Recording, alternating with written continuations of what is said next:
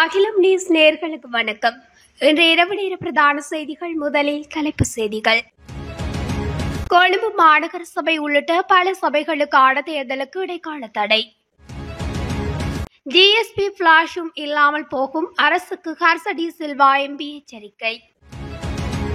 ஆளும் கட்சி எம்பியின் மறைவு வெற்றிடமான நாடாளுமன்ற உறுப்பினர் பதவி. பொது மக்களிடம் உதவி கோரியுள்ள போலீசார். தேசப்பந்து தொடர்பில் வெளியான அதிர்ச்சி தகவல். உயிர்த்த ஞாயிறு தாக்குதலுடன் நேரடி தொடர்பா? 3 மாகாணங்களில் கடுமையான மின்னல் தாக்கம், விடுக்கப்பட்ட எச்சரிக்கை. இலங்கையின் பகுதியொன்றில் ஏற்பட்டுள்ள ஆபத்து, விடுக்கப்பட்டுள்ள அவசர எச்சரிக்கை. சிஐடியில் முன்னிலையானார் மைத்திரி. தொடர்வன விரிவான செய்திகள். கொழும்பு மாநகர சபை உட்பட பல உள்ளூராட்சி நிறுவனங்களில் உள்ளூராட்சி தேர்தல்களை நடத்துவது தொடர்பாக மேலும் நடவடிக்கைகள் எடுப்பதை தடுக்கும் வகையில் மேன்முறையீட்டு நீதிமன்றம் இன்று இடைக்கால தடை உத்தரவை பிறப்பித்துள்ளது. பல அரசியல் கட்சிகள் மற்றும் சுயாதீன குழுக்கள் தங்கள் வேட்பு மனுக்கள் நிராகரிக்கப்பட்டதற்கு எதிராக தாக்கல் செய்த ரிட் மனுக்களை விசாரிக்க அனுமதித்து மேன்முறையீட்டு நீதிமன்றம் இந்த உத்தரவை பிறப்பித்தது. அதன்படி இந்த மனுக்கள் மீதான ஆட்சேபனைகளை மே 5ஆம் தேதிக்கு முன் தாக்கல் செய்யுமாறு நீதியரசர்கள் அமர்வு உத்தரவிட்டுள்ளது. மேலும் மனுதாரர் ஏதேனும் ஆட்சேபனைகளை மே 7ஆம் தேதிக்குள் தாக்கல் செய்ய வேண்டும் என்றும் அமர்வு உத்தரவிட்டுள்ளது. இதையடுத்து மனு மீதான விசாரணை மே 16ஆம் தேதி நடைபெறும்.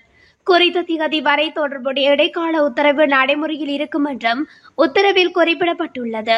நிர்ணயிக்கப்பட்ட கால எல்லைக்குள் தொடர்புடைய வேட்பு மனுக்கள் சமர்ப்பிக்கப்படவில்லை என்று கூறி வேட்பு மனுக்களை நிராகரிக்க தேர்தல் அதிகாரிகள் எடுத்த முடிவை சட்டவிரோதமானது என்று அறிவிக்க கோரி அரசியல் கட்சிகள் மற்றும் சுயேட்சை குழுக்களால் இந்த மனுக்கள் சமர்ப்பிக்கப்பட்டமை குறிப்பிடத்தக்கது. அமெரிக்காவினால் கதவுகள் அடைக்கப்படும் போது ஐரோப்பிய ஒன்றியத்தின் கதவுகள் திறக்கப்படும் என்று எவராவது எண்ணினால் அது முற்றிலும் தவறாகும் என நாடாளுமன்ற உறுப்பினர் கலாநிதி ஹர்சடி சில்வா தெரிவித்துள்ளார். ஐரோப்பிய நாடாளுமன்றத்தால் கொண்டுவரப்படவுள்ள புதிய சட்டத்துடன் புதிய ஜிஎஸ்பி பிளஸ் வரவுள்ளது என்றும் அதுக்கமைய தற்போது ஜிஎஸ்பி பிளஸ் கிடைக்கப்பெறும் சுமார் 6 நாடுகள் அதனை இழக்க நேரிடும் எனவும் குறிப்பிட்டுள்ளார். இந்திய பிரதமர் நரேந்திர மோடியின் விஜயம் மற்றும் இந்தியாவுடன் செய்து கொள்ளப்பட்ட ஒப்பந்தங்கள் தொடர்பில் அடுத்த நாடாளுமன்ற அமர்வுகளில் கேள்வி எழுப்ப எதிர்பார்க்கின்றோம். கைச்சாத்திடப்பட்ட பத்தங்கள் தொடர்பில் தெரிந்து கொள்வதற்கான உரிமை சகலருக்கும் உள்ளது. இந்திய பரவலாக்கத்தை கடுமையாக எதிர்த்த குழு ஒன்று இன்று இந்திய பிரதமருக்கு பிரமாண்ட வரவேற்பளித்து அவருக்கு இலங்கையில் வழங்கப்படும் அதி உயர் கௌரவ நாமத்தையும் வழங்கியிருக்கின்றமை உண்மையில் மகிழ்ச்சி அளிக்கிறது. இலங்கைக்கு மிக அருகிலுள்ள பாரிய பொருளாதார சக்தி இந்தியாவாகும். தென்னிந்தியாவின் தமிழ்நாடு, கேரளா, கர்நாடகா, தெலுங்கானா மற்றும் ஆந்திரா ஆகிய மாநிலங்கள் அடுத்த தசாப்தத்தில் உலகில் மிக வேகமாக அபிவிருத்தி அடையும் வலயமாக அமையும். இவற்றின் இந்த துரித அபிவிருத்தியில் பயன்பெறுவதற்கு எமக்கு சிறந்த வாய்ப்பு இருக்கின்றது. இந்த அரசு ஆட்சி அமைத்ததில் இருந்து சுவர்களை உடைத்து பாலங்களை அமைக்குமாறு நான் தொடர்ச்சியாக வலியுறுத்தி வருகின்றேன். அவ்வாறு சுவர்களை உடைத்து பாலங்களை அமைத்தவர்களுக்கு அமெரிக்காவால் தடை விதிக்கப்படவில்லை.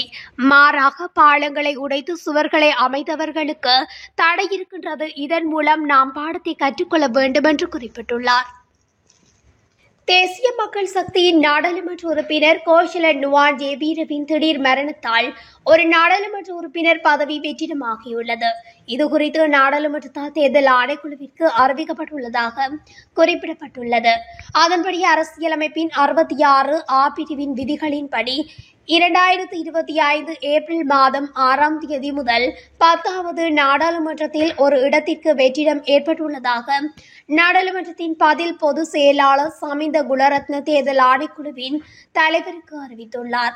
தேசிய மக்கள் சக்தியின் நாடாளுமன்ற உறுப்பினர் கோஷல நுவான் நேற்று திடீர் மாரடைப்பு காரணமாக தமது 38 வயதில் காலமானார்.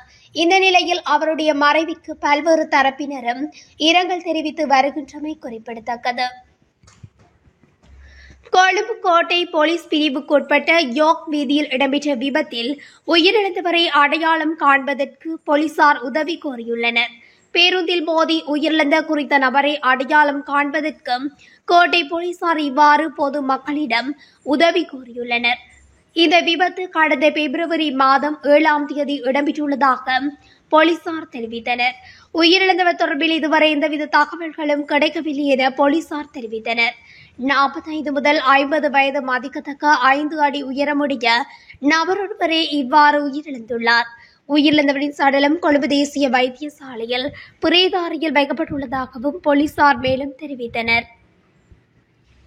தற்போது விளக்கமறியலில் வைக்கப்பட்டிருக்கும் பதவியிடை நீக்கம் செய்யப்பட்டுள்ள போலீஸ் மா அதிபர் தேசப்பந்து தென்னகோன் உயிர்த்த ஞாயிறு குண்டு தாக்குதல்களுடன் நேரடியாக தொடர்புபட்டிருக்கலாம் என்று சட்டத்தரணி மனோஜ் நாடேகார தெரிவித்துள்ளார். ஊடகம் ஒன்றுக்கு வழங்கிய நேர்காணலின் போதே அவர் மேற்கொண்டவாறு குறிப்பிட்டுள்ளார்.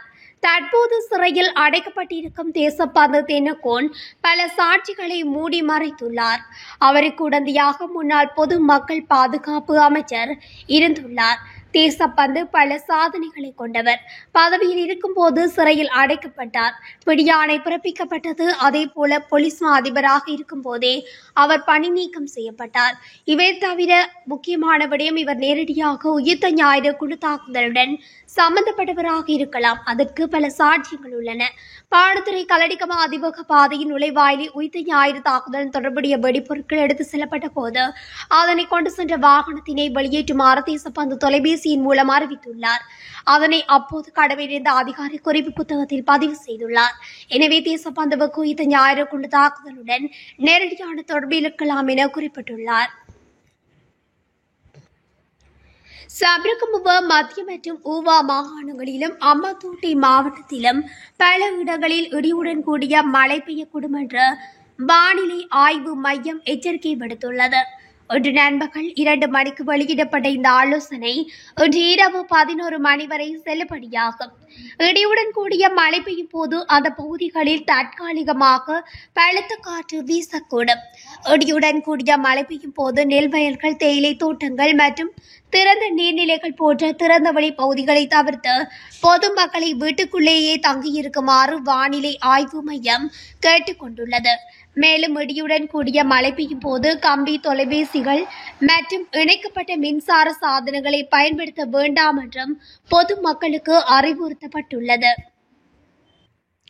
இரத்தினபுரி குருவிட்ட சுகாதார மருத்துவ அதிகாரி பிரிவின் பல பகுதிகளில் காய்ச்சல், வாந்தி மற்றும் வயிற்றுப்போக்குள்ள நோயாளிகள் பதிவாகி வருவதாக குருவிட்ட சுகாதார மருத்துவ அதிகாரி அலுவலகம் வலியுறுத்துகிறது. எரத்ன, லசகந்த, பட்டத்தொட, கீரகல, குருவிட்ட மற்றும் தெப்பனாவா ஆகிய பகுதிகளில் இருந்தும் நோயாளிகள் பதிவாகியுள்ளதாக தெரிவிக்கப்படுகிறது.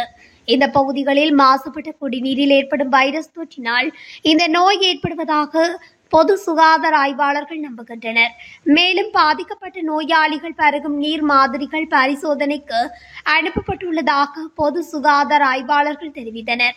சீவனொலி பாதமலையில் உள்ள நீர் யாத்ரீகர்களால் மாசுபடுவதால் இதுபோன்ற நோய்கள் பல ஆண்டுகளாக இந்த காலப்பகுதியில் பதிவாகியுள்ளதாகவும் சுகாதார மருத்துவ அதிகாரி அலுவலகத்தின் செய்தி தொடர்பாளர் தெரிவித்துள்ளார்.